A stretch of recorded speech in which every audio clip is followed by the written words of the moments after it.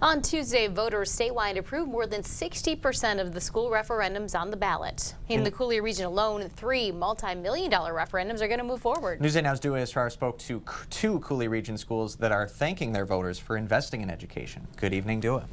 Amy and Ken, the school districts of Holmen and Bangor have started designing some of the improvements and repairs their schools still will need.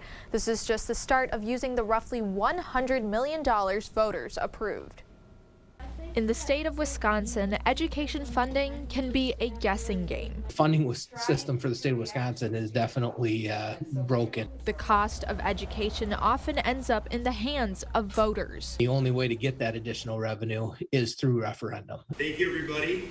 On Tuesday, Holmen voters approved a $74.5 million referendum and a $650,000 recurring technology referendum. So thankful that the community is allowing us to move forward with these projects. In Bangor, voters approved a $24 million referendum. It was an awful lot of excitement for our community. The first step after a referendum passes is creating a blueprint for improvements. The rest of the year will be all about design and getting ready for those bid packages to go out. While the process has started, residents of Holmen and Bangor won't see improvements for a few years. We're hoping to have substantial completion of all projects by the time school starts in the fall of 2024. Wow. Especially our students. They thought the equipment was going to come the day after the referendum was passed. Both districts say although approving a referendum is a long process, it's going to take a few years to complete all the projects.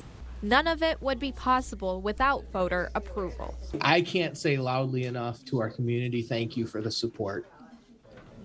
Staff at Holmen and Bangor say the funding will help the current buildings last for several more years. Thank you, Dua. Now, according to district officials, neither of those referendums will have an impact on this year's tax bills.